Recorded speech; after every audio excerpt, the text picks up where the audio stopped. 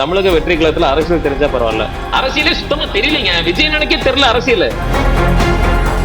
41 பேர் உயிர் போயிருக்கிறது முக்கிய காரணமா இருக்கக்கூடிய தமிழக வெற்றி கழகத்தின் தலைவர் நடிகர் விஜயன் அவர்கள் இன்னி வரைக்கும் ஒரு குறைந்தபட்ச அக்கௌண்டபிலிட்டி கூட எடுத்துக்கல.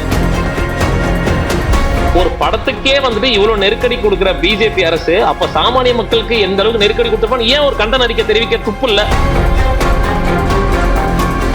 நீங்க பிஜேபியோட மறைமுக கூட்டணியில இருக்கீங்க. நிர்மல்குமார் அவர் எடுத்துக்கோங்க, அவர் பிஜேபில இருந்து வந்தவர். இவங்க எல்லாம் அந்த பிஜேபியில இருந்து இந்த கூடாரமா வந்துட்டு கொள்கைக்கு மீறி எந்த ஒரு விஷயத்தையும் நாங்க பண்ண மாட்டோம். ஆக்சுவலா நீங்க ஆட்சியிலையும் பங்கு தரீங்க, அதிகாரத்திலையும் பங்கு தரீங்க. ஏன் கூட்டணிக்கு போல? ரவுடிசம் பண்றாங்கன்னு யார் சொன்னது? ஆக்சுவலா என்னன்னா திமுக காரங்க தான் இதை கலவரத்தை தூண்டுற மாதிரி பண்ணாங்கன்றது இப்ப வரைக்கும் எந்த ஒரு ஆதாரமுமே இல்லைங்களே. இப்போது புதிய அறிமுகம் ஆச்சி ஹோட்டல் சாம்பார் 50 கிராம் ரூபாய் 20 மட்டுமே. ரெட் நூல் தமிழ் நேயர்கள் அனைவருக்கும் வணக்கம். இன்று நாம் சந்திக்க போகும் சிறப்பு விருந்தினர் திமுகவில் இருந்து திரு அன்பானந்தம் அவர்கள். சார் வணக்கம். வணக்கம், எப்படி இருக்கீங்க? நல்லா இருக்கேண்ணா. தேங்க்யூ. ஆட்சியிலையும் அதிகாரத்திலையும் பங்கு தர முடியலன்னா திமுக முடிஞ்சா தனியா நின்று ஜெயிக்க சொல்லுங்க அப்படின்னு காங்கிரஸ்ல இருந்து இந்த குரல் வரல. தாவேக்கால இருந்து XIRS அருண்ராஜ் அவர்கள் சொல்லியிருக்கிறாரு. எப்படி பாக்குறீங்க? ஆட்சி அதிகாரத்துல பங்குங்கிறது நெருக்கடியா மாறிட்டு வருதா திமுகக்கு? அப்படி கிடையாது. ஆக்சுவலா எங்க அடிப்படை கொள்கையே என்னன்னு பாத்தீங்கன்னா மத்தியில கூட்டாட்சி, மாநிலத்தை சுயாட்சி தான். சோ எங்க கொள்கைக்கு மீறி எந்த ஒரு விஷயத்தையும் நாங்க பண்ண மாட்டோம் ஆக்சுவலா. சோ அப்படி இருக்கிறப்போ அருண்ராஜ் அவர்கள் தமிழக வெற்றி கழகத்தை பத்தி சொல்லவே வேணாம். ஏன்னா எரியிற நெருப்புல போய் எண்ணெய் ஊத்துறது அவங்களுடைய பாலிசியாவே வச்சிருக்காங்க. அவங்க என்ன பண்ணுவாங்க, இப்போ கூட்டணி பிரேக் பண்ணணும், அதுக்காக ஏதாவது ஒரு பிம்பத்தை உருவாக்கணுன்ற நோக்கத்துல இந்த மாதிரி ஒரு கொளுத்தி போடுற ஒரு ஸ்டைல தான் IRS ஆபீசர் பண்றாரு. அது தவிர்த்து வேற என்ன தெரியும் அவருக்கு? தமிழக வெற்றி கழகத்துல அரசியல் தெரிஞ்சா பரவாயில்ல. இப்ப அவங்களும் தான் ஆட்சியிலையும் பங்கு, அதிகாரத்திலையும் பங்குன்னு சொல்லிட்டு மாநாட்டில் அப்பவே விஜயன் அவர்கள் சொன்னாரு. சொன்னதுக்கு அப்புறம் ஏதாவது ஒரு கட்சியாவது சரி ஓகே நீங்க ஆட்சியிலையும் பங்கு தரீங்க, அதிகாரத்திலையும் பங்கு தரீங்க, ஏன் கூட்டணிக்கு போல? அப்ப அந்த இடத்துல கட்டமைப்பு இல்ல, கோட்பாடு இல்ல, சரியான கொள்கை இல்ல. இதெல்லாம் இல்லாதனாலதான். பிளஸ் அவங்க கட்சி தொண்டர்களுக்கு சரியான முறையில அரசியலே படுத்தல. அதனாலதான் இப்ப வரைக்கும் யாருமே அவங்க கட்சிக்கே போக மாட்டேங்கிறாங்க. அந்த காண்டுல அவங்க பேசுறாங்க. அதனால இதெல்லாம் பொருட்படுத்த தேவையே கிடையாது. அருண்ராஜ் அவர்கள் பேசுறதெல்லாம் பாத்தீங்கன்னா சும்மா லைக் ஒரு ஜஸ்ட் லைக் தட்னு நம்ம எடுத்துட்டு போயிடலாம். அவரெல்லாம் பெருசாவே எடுத்துக்க தேவையில்ல. அரசியல் படுத்தப்படாத கூட்டம் அப்படிங்கிறீங்க தாவேக்கா தொண்டர்களை. ஆனா நேத்து கள ஆய்வுக்கு போயிருக்கிறாங்க பாரிஸ் கார்னர் சைடு. ஆனா அங்க போய் திமுக தொண்டர்கள் அவர்களை தாக்க வேண்டிய அவசியம் என்ன? விஜய் அவர்களே ட்விட்டர் பக்கத்துல இதற்கு கண்டனம் தெரிவிச்சு போட்டிருக்கிறாரு. ஒரு மக்கள் சக்தியை பார்த்து பொறுத்து கொள்ள முடியாமல் இந்த மாதிரி விஷயங்கள்ல ஆளும் கட்சி ரவுடித்தனம் பண்றாங்க அப்படிங்கிற ஒரு விஷயத்த சொல்லியிருக்கிறாரு. ரவுடிசம் பண்றாங்கன்னு யார் சொன்னது? ஆக்சுவலா ஆதவர்ஜன் சொல்லியிருப்பாரு. ஆக்சுவலா என்னன்னா திமுக காரங்க தான் இதை கலவரத்தை தூண்டுற மாதிரி பண்ணாங்கன்றது இப்ப வரைக்கும் எந்த ஒரு ஆதாரமுமே இல்லைங்களே. ஆதாரமற்ற ஒரு குற்றச்சாட்டு தானே சொல்றாங்க. இப்ப அவங்க அதே ஒரு பொண்ணு இன்னைக்கு நான் வீடியோஸ் எல்லாம் பார்த்தேன், பிளஸ் நியூஸ்ல எல்லாம் பார்த்தேன். ஒரு இடத்துல கூட திமுக காரங்க அவங்களை டிஸ்டர்ப் பண்ண மாதிரி தெரியல. அதுல குறிப்பா பாதிக்கப்பட்ட பெண் தமிழக வெற்றி கழகத்துலன்னு சொல்றாங்க. அந்த பெண் என்ன பண்ணுது, ஃபர்ஸ்ட் எடுத்த உடனே நாங்க சர்வே தான் எடுக்க போனோம், சரி நாங்க ஜூஸ் குடிக்க போனோம், எங்க அண்ணனுடைய சட்டையை பிடிச்சிட்டாங்க அப்படின்றாங்க. அதே பெண் திருப்பி பேட்டியில இல்ல நாங்க சர்வே எடுக்க போனோம் அப்படின்னு சொல்றாங்க. அதாவது சொல்லி கொடுக்கறத கூட எப்படி சொல்லி கொடுக்குறாங்க பாருங்க. சோ இதுல குறிப்பா ஒரு முக்கியமான ஒரு பாயிண்ட், நேத்து கூட நிர்மல்குமாரோட ஸ்டேட்மெண்ட் சொல்லியிருப்பாரு, ஆதவர்ஜுனன் கூட ஒரு ஸ்டேட்மெண்ட் சொல்லியிருப்பாரு. கர்ப்பிணி பெண்களோட வயிற்றுல எட்டி உதச்சிட்டாங்க. உங்களுக்கு எல்லாம் மனசாட்சியே இல்லையா அந்த மாதிரி பேசுறதுக்கு? 41 பேர் உயிர் போயிருக்கிறது முக்கிய காரணமா இருக்கக்கூடிய தமிழக வெற்றி கழகத்தின் தலைவர் நடிகர் விஜயன் அவர்கள் இன்னி வரைக்கும் ஒரு குறைந்தபட்ச அக்கௌண்டபிலிட்டி கூட எடுத்துக்கல. யாராவது ஒருத்தராவது இப்ப ஆதவர்ஜனாவை எடுத்துக்கோங்க, இல்ல விஜயனாவே எடுத்துக்கோங்க, நிர்மல்குமார் எடுத்துப்பாங்க, அவங்க வீட்டு பொண்ணுங்களை யாராவது கேன்வாஸ் அனுப்புவாங்களா? அப்ப ஏன் ஒரு பெண்ணு கர்ப்பமா இருக்காங்க தெரிஞ்சிருந்தே வேணே ஏன் அனுப்பிச்சுடுறாங்க? அப்ப இதுலயே ஒரு பொய் தான் ஆக்சுவலா. ஒருவேளை அந்த பெண்ணு கர்ப்பமா இருந்து ஒருவேளை பயங்கரமான சீரியஸ் இஷ்யூவா இருந்ததுன்னா ஐசியூன்னு சொல்றாங்க, ஐசியூல அட்மிட் ஆயிருக்கான்னு சொல்றாங்க. அது எப்படிங்க ஒரு 1 ஹவர்ல கூட டிஸ்சார்ஜ் ஆகி உடனே அந்த பொண்ணு பேட்டி கொடுக்குது? ஐசியூல அட்மிட் ஆனவங்க எப்படி டிஸ்சார்ஜ் ஆகும் உடனே பண்ணணும்? அப்ப இதெல்லாம் ஒரு ஃபேக் நெரேட்டிவ்னு உங்களுக்கு தெரியலீங்களா? நீங்களே சொல்லுங்க. எல்லாமே கம்ப்ளீட் ஃபேக் நெரேட்டிவ் தான். தமிழக வெற்றி கழகம் பொறுத்த வரைக்குமே ஒரு ஃபேக் நெரேட்டிவ் செட் பண்றதுல மட்டும் அவங்க ரொம்ப கிங்கா இருக்காங்க. அதுதான் ஆதவர்ஜனா வாய்ஸ் ஆஃப் காமன் சொல்லிட்டு அவங்களுக்கு கீழே ஒரு 500 பேர் வேலை செய்யறாங்க. இல்லைன்னா எதுக்கு இந்த மாதிரி எல்லாம் ஒரு தேவையில்லாத குற்றச்சாட்டு பட்டம் தாங்க சொல்லிட்டு இருக்காங்க. ரவுடிசம் பண்ணது முழுக்க தமிழக வெற்றி கழகம் தான். எங்க கட்சிக்கு ஓட்டு போடுங்க, எங்க கட்சிக்கு ஓட்டு போடுங்க, ஒவ்வொரு வீட்டுக்கா போய் கேன்வாஸ் பண்ணிட்டு இருக்காங்க. என்ன அவசியம் வேண்டியது இருக்கு? நீங்க மக்கள் மத்தியில உங்களுக்கு ஏதாவது செல்வாக்கு இருந்தா உங்களை தேடி ஓட்டு போடுவாங்க. உங்களுக்கு செல்வாக்கு இல்லாதனால தானே நீங்க தேடி போய் கட்டாயப்படுத்திட்டு இருக்கீங்க. ஆனா வாய்ஸ் ஆஃப் காமன்னா அவங்க ஒரு ஐடி விங் வச்சிருக்காங்கன்னா நம்மளுமே பெண்ணுங்கிறது வச்சிருக்கோம். அது விஷயம் இல்ல. ஆனா இப்படி ஒரு ஒரு குற்றச்சாட்டை முன்வைக்கிறார் விஜய் அவர்கள். அதற்காக அவர் பாஜகவின் பி டீம்னு ஒரு எம்பி சொல்றாரு, தயாநிதி மாறன் பாஜகவோட ஒரு கைப்பாவைன்னு சொல்றாரு. இதை நீங்க எப்படி பாக்குறீங்க? ஏன் பாஜகவோட அவரை இணைச்சு நீங்க பேசணும்? ஏன்னா அவர் ஒரு நரேஷனை செட் பண்றாரு. அவர் தாவேகா விசஸ் திமுகன்னு அவர் ஒரு நரேட்டிவை செட் பண்றாரு. ஆனா நீங்க வந்து எப்படி கடந்த காலத்துல எடப்பாடி அவர்களை சொன்னீங்களோ அதே போல இப்ப விஜய் அவர்களை சொல்ல ஆரம்பிக்கிறீங்களா? இப்போ எடப்பாடி பழனிசாமி அவர்கள் வந்துட்டு மதிப்புக்குரிய எதிர்கட்சி தலைவர். அவர் வந்து கூட்டணி வந்து பிஜேபி கூட வச்சு நேரடியா கூட்டணி வச்சுட்டாரு. இப்ப அவர் விமர்சனம் பண்றதுக்கு அவசியம் இல்லை. ஏன்னா அவர் நேரடியாக கூட்டணி வச்சுட்டாரு. தமிழ்நாட்டை பொறுத்த வரைக்கும் மதவெறி மதவாத பிடிச்ச அரசியல்வாதிகளை நுழைய விடாம பாத்துக்கிறது தான் திராவிட முன்னேற்ற கழக பிரதான இலக்கு. அப்படி இருக்கும் பட்சத்தில் மாநாட்டில் வந்து தமிழக வெற்றி கழகத்தின் தலைவர் விஜய் அவர்கள் என்ன சொன்னாரு? நாங்க வந்து எங்களுடைய கொள்கை எதிரி யாரு? பிஜேபி. பகிரங்கமா நாங்க எதிர்ப்பு தெரிவோம் அப்படின்னு சொன்னாங்க. ஒரு சொந்த படம் ஜனநாயகன் படம் வந்துட்டு சிபிஎஃப்சி அந்த படத்துல அந்த கட்சியில இருக்கிற உண்மையாவே யாருக்காவது வந்து ஒரு பொலிட்டிக்கல் நாலேஜ் இருந்தா CBFC central board of film certification which is control by union government of India. அதுக்கான அந்த துறைக்கான அமைச்சர் யாரு? எல் முருகன்றவர் எந்த தமிழ்நாட்டை சேர்ந்தவர் தானே. குறைந்தபட்சம் விஜயநகர திராணி தைரியம் துப்பு ஏதாவது இருந்தா குறைந்தபட்சம் ஒரு கண்டன அறிக்கை தெரிவிக்கலாம்ல. அதாவது எப்படி கண்டன அறிக்கை தெரிவிக்கலன்னா, ஒரு அரசியல் கட்சி தலைவர் எனக்கே ஒரு படத்துக்கே வந்துட்டு இவ்வளவு நெருக்கடி கொடுக்கிற பிஜேபி அரசு அப்ப சாமானிய மக்களுக்கு எந்த அளவுக்கு நெருக்கடி கொடுத்திருப்பான்னு ஏன் ஒரு கண்டன அறிக்கை தெரிவிக்க துப்பு இல்ல? ஏன் தைரியம் இல்ல? அப்ப அந்த அளவுக்கு வந்துட்டு இவங்க பின்தங்கி இருக்காங்களா அரசியல்ல? நீங்க தானே சொன்னீங்க அரசியல் எங்களுக்கு கொள்கை எதிரி பிஜேபி. அப்படி இருக்கப்ப நீங்க கண்டன அறிக்கை தெரிவிங்க. தமிழ்நாட்டுக்கு வந்துட்டு பட்ஜெட் தாக்கல் செய்த வஞ்சிக்கிறாங்க, அதுக்கு நீங்க ஒரு கண்டன அறிக்கை தெரிவிங்க. திருப்பரங்குன்ற இஷ்யூல வந்துட்டு பிஜேபி அரசு பிஜேபியோட ஆட்களும் சேர்ந்து எவ்வளவு வந்து அட்ராசிட்டிஸ் பண்ணாங்க, அதுக்கு ஒரு கண்டன அறிக்கை தெரிவிங்க. எதுவுமே கண்டன அறிக்கை தெரிவிக்கலாம் அப்புறம் என்ன அர்த்தம்? அப்ப நீங்க பிஜேபி கூட மறைமுக கூட்டணியில இருக்கீங்கன்னு அர்த்தம். ஒரே ஒரு காரணங்க, சிபிஐக்கு கேஸ் மாறுச்சு. எந்த கேஸ்? கரூர் ஸ்டாம்பேட் கேஸ் வந்து சிபிஐக்கு கேஸ் மாறுச்சு. அன்னில இருந்து இன்னி வரைக்கும் விஜயன் அவர்கள் வாயிலையோ இல்ல அந்த கட்சியோட உயர்மட்ட தலைவர்களா இருக்கக்கூடிய ஆதவ் அர்ஜுனா இருக்கட்டும், இல்ல புஷியானந்த் அவர்களா இருக்கட்டும், நிர்மல்குமாரா இருக்கட்டும், பிஜேபி மேல ஒரே ஒரு கண்டன அறிக்கை ஒரு இடத்துல ஒரு ட்வீட் போட்டிருக்காங்கன்னு சொல்லுங்க, நானே வந்து டிவிக்குள்ள ஜாயின் பண்ணிக்கிறேன். ஏன் வந்து பட்ஜெட்டை பத்தி நிர்மல்குமார் பேசி இருக்கிறாரு, ஜனநாயகன் படம் ரிலீஸ் ஆகிறத பத்தி ஆதவ் அர்ஜுனா சொல்லி இருக்கிறாரு. பாருங்க, ரெட் ஜெயிண்டோட உதயநிதி அவர்களுடைய மகன் தயாரிக்கக்கூடிய பராசக்தி படம் ரிலீஸ் ஆகுது. அதே வேளையில் எங்கள் தலைவர் நடித்த ஜனநாயகன் படம் இப்போ வரைக்கும் ரிலீஸ் ஆகலை அப்படிங்கிற ஒரு விஷயத்த சொல்கிறாரு. அப்படி இருக்கும்போதே நீங்கள் பார்த்துக்கலாம் யாரும் கள்ள கூட்டணி வச்சுருக்காங்கங்கிறது மக்களுக்கே தெரியும் அப்படிங்கிற ஒரு விஷயத்த சொல்கிறாரு. எதிர்வினை ஆற்றலைன்னு நம்ம சொல்லிட முடியுமா? போதிய அளவுக்கு ஆற்றலை அப்படின்னு சொன்னால் ஓகே, எதிர்வினையே அவங்க தரப்புலேருந்து வரலை அப்படின்னு சொல்கிறது ஏற்புடையதா? அதாவது இவங்க வந்து அந்த கரூர் இஷ்யூல எடுத்துக்கோங்க, ஒரு உதாரணத்துக்கு சொல்றேன். அந்த இஷ்யூல வந்துட்டு கோர்ட்டுக்கு கேஸ் போறதுக்கு முன்னாடியே தமிழக வெற்றி கழகத்துல இருக்கிறவங்க எல்லாம் வந்து நெரேட்டிவ் செட் பண்ணாங்க, திமுக தான் அது குற்றச்சாட்டு பண்ணாங்கன்னு. இப்போ பிஜேபி கூட வந்துட்டு அதாவது பராசக்தி படம் வந்துட்டு நாங்க பொங்கல் வந்துட்டு நாங்க டெல்லியில போய் கொண்டாடணும், இந்த மாதிரி குற்றச்சாட்டெல்லாம் சொல்றீங்க. எங்களுக்கு வந்து லீகல் ஸ்ட்ராங்கா இருக்கு. எங்களுக்கு வந்துட்டு ரெட் ஜெயின் மூவிஸோட ப்ரொடக்ஷன் கம்பெனில எடுத்திருக்கிற எல்லா படத்துக்குமே எங்களுக்கு லீகல் டீம் வந்து ஸ்ட்ராங்கா இருக்காங்க. எங்க படத்தை வந்து நீங்க நிப்பாட்டணும்னு நினைச்சீங்கன்னா நாங்க வந்து எங்களுக்கான வக்கீல் வந்து ஸ்ட்ராங்கா இருக்காங்க. ஒருவேளை நாங்க கேஸை போட்டு நாங்க போராடி ஜெயிக்கிறதுக்கான வாய்ப்பு இருக்கு. இன்னொன்னு தெரிஞ்சுக்கோங்க, சிபிஎஃப்சில வந்துட்டு எங்களுக்கு பராசக்தி படத்துக்கு வந்து கடைசி நேரத்துல தான் எங்களுக்கும் வந்து சர்டிபிகேட் கொடுத்தாங்க. நீங்க தான் வந்து கோர்ட்டு கேஸ் போனீங்க, நாங்க வந்து கேஸே போடலையே. நீங்க கேஸ் போடுறதுனால தான் உங்க இப்ப வரைக்கும் இழுத்தடிச்சிருக்காங்க. இப்ப ஏன் நீங்க வாபஸ் வாங்கினீங்க? நீங்க வாபஸ் வாங்காம அப்படியே இருக்க வேண்டியது, நீங்க ஏன் வாபஸ் வாங்கினீங்க? ஆதவ் அர்ஜுன் அவர்களும் சரி இல்ல நிர்மல்குமார் அவர்களும் சரி பிஜேபிக்கு எதிராக ஒரே ஒரு கண்டன அறிக்கை கூட தெரிவிக்கலீங்களே. சரி, படம் ரிலீஸ் ஆகல, ஓகே, ஒரு கண்டன அறிக்கை தெரிவிங்க. ஏன் அது கூட தெரிவிக்கிறது பயப்படுறீங்க? விஜயன் அவர்கள் எதுக்கு எடுத்தாலும் வந்து ட்வீட் போடுறாரு, எல்லாத்துக்குமே ட்வீட் போடுறாருல, ஏன் இதுக்கு ஒரு ட்வீட் போடுங்க. ட்வீட்டே போடாம நீங்க சும்மா இருக்கிறதுல தானே எங்களுக்கு உங்க மேல சந்தேகம் வருது. நீங்க பிஜேபியோட மறைமுக கூட்டணியில இருக்கீங்க. என்ன 200% பிஜேபியோட கூட்டணியில தாங்க இருக்காங்க. இல்லைன்னா ஒன்னே ஒண்ணுங்க, சிபிஐ கிட்ட கேஸ் போயிடுச்சு. சிபிஐ கிட்ட கேஸ் பண்ணதுனால இப்ப வரைக்கும் வாயை கூட திறக்க மாட்டேங்கிறாங்க, பயப்படுறாங்க. நான் கேட்கிறேன், வாயை திறந்து குறைந்தபட்சம் நீங்க பண்ணாதீங்க. ஓகே, உங்க கட்சியோட 2ஆம் கட்ட தலைவர்கள் இந்த லோயலாமணின்னு ஒருத்தர் இருக்காரு பாருங்க, அவரு இல்ல அருண்ராஜ் அவர்களை பேச சொல்லுங்க. இவங்க அருண்ராஜ் அவர்கள் எடுத்துக்கோங்க, அவர் வந்து RSS இயக்கத்தை சேர்ந்தவர். நிர்மல்குமார் அவர் எடுத்துக்கோங்க, அவர் பிஜேபியில இருந்து வந்தவர். இவங்க எல்லாம் வந்து பிஜேபியில இருந்து இந்த கூடாரமா வந்துட்டு ஆதவ் அர்ஜுனா கூட எடுத்துக்கோங்க, பிஜேபியோட மறைமுக கூட்டணியில தான் இருக்காரு. இத்தனை பேருமே வந்து பிஜேபிக்கு ஏன் வந்து இவ்வளவு இந்த அளவுக்கு வந்து சப்போர்ட் பண்ணணும்? ஒரு ட்வீட் ஒன்று போடல, என்னங்க பிரச்சனை உங்களுக்கு? பிஜேபிக்கு எதிராக ஒரு ட்வீட் போடல, ஏன் அவ்வளவு பயப்படுறீங்க? திமுக மாதிரி தைரியமா எதிர்த்து நிக்கணுங்க, பிஜேபி எதிர்த்து நிக்கணும் திமுக மாதிரி. இன்னி வரைக்கும் எங்களுடைய முதலமைச்சர் ஒரே வார்த்தை தான் சொல்றாரு, டெல்லிக்கு என்னைக்குமே தமிழ்நாடு அவுட் ஆஃப் கண்ட்ரோல் தான்.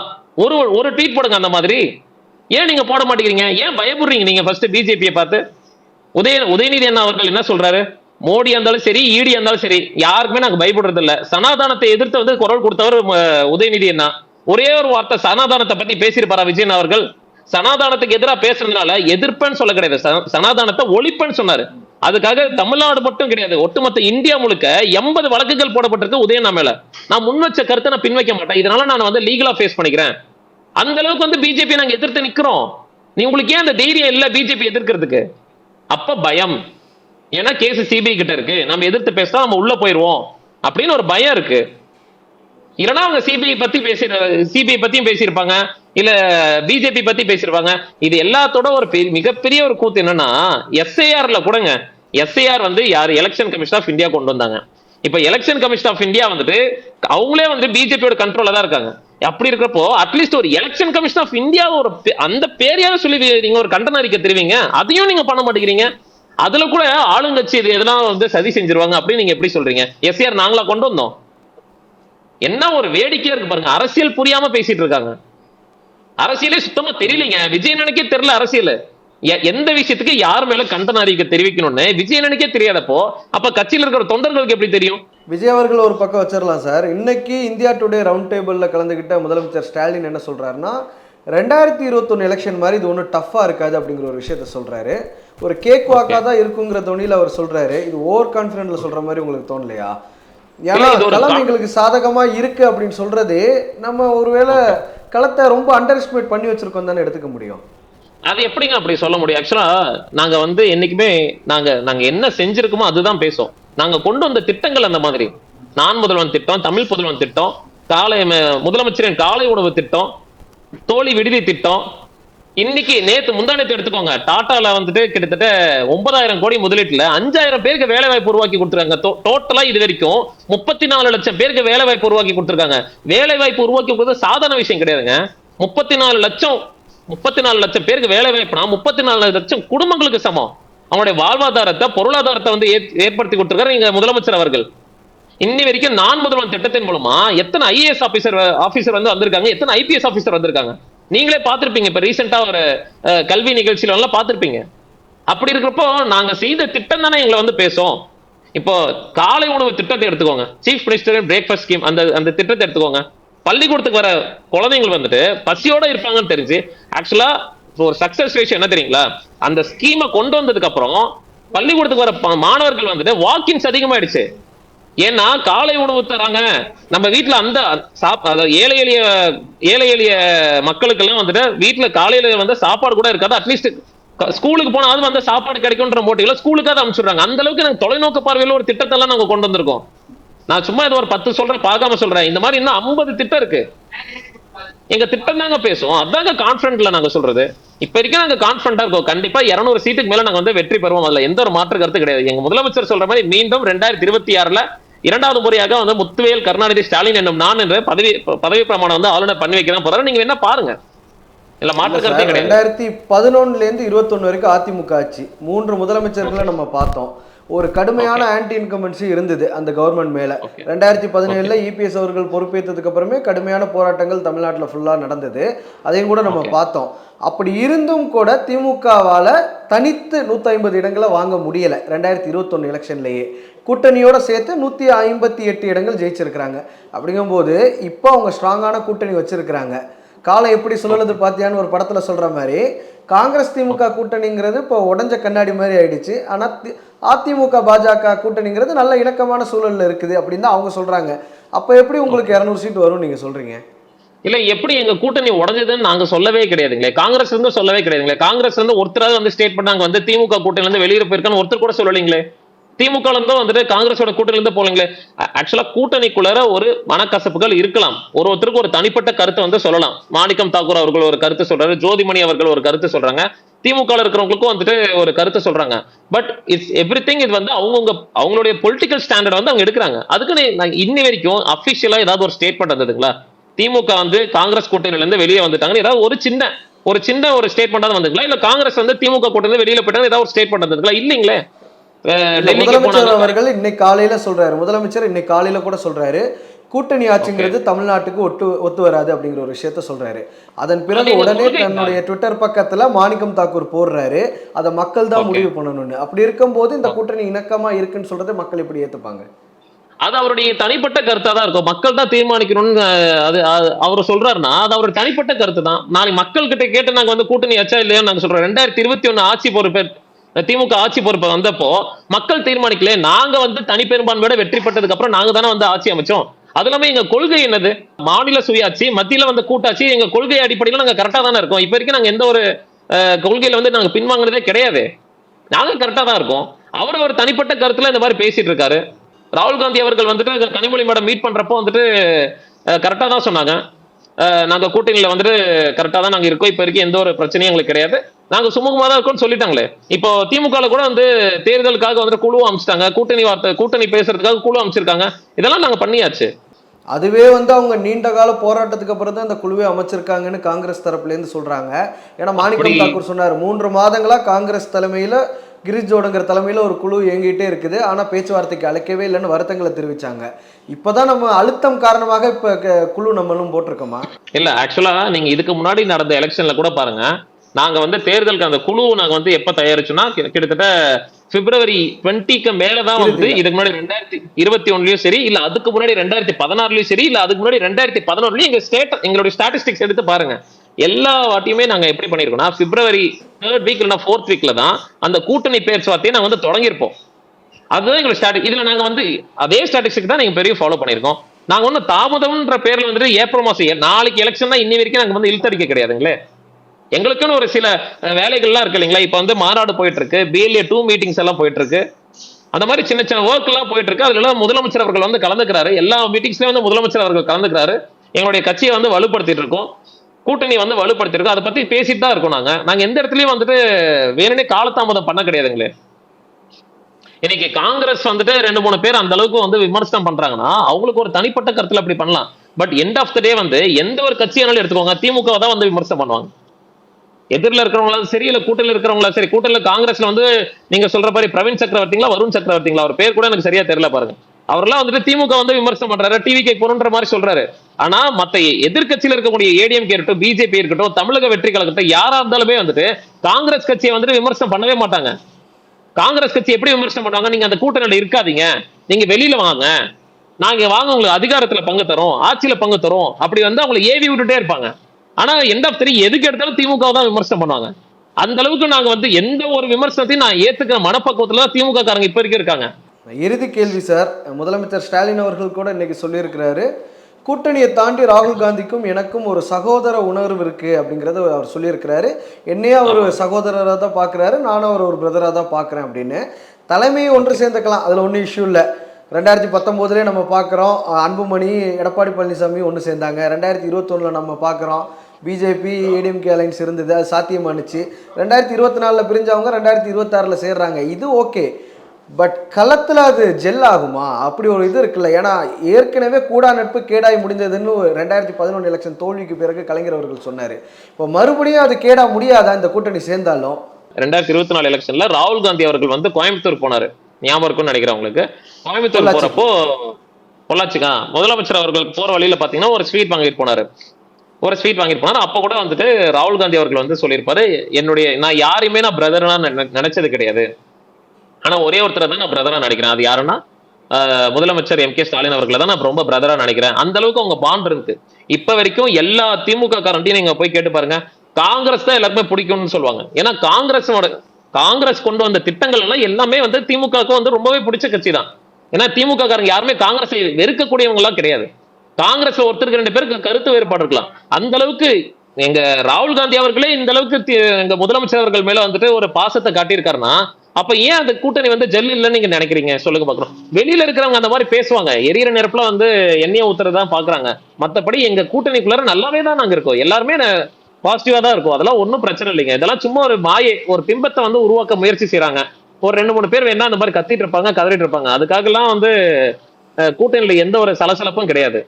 நாங்க நல்லா தான் இருக்கோம் அப்படின்னு நீங்க சொல்றீங்க. பார்க்கலாம் சார், பொறுத்து இருந்து களத்துல அது எப்படி எதிரொலிக்குதுன்னு.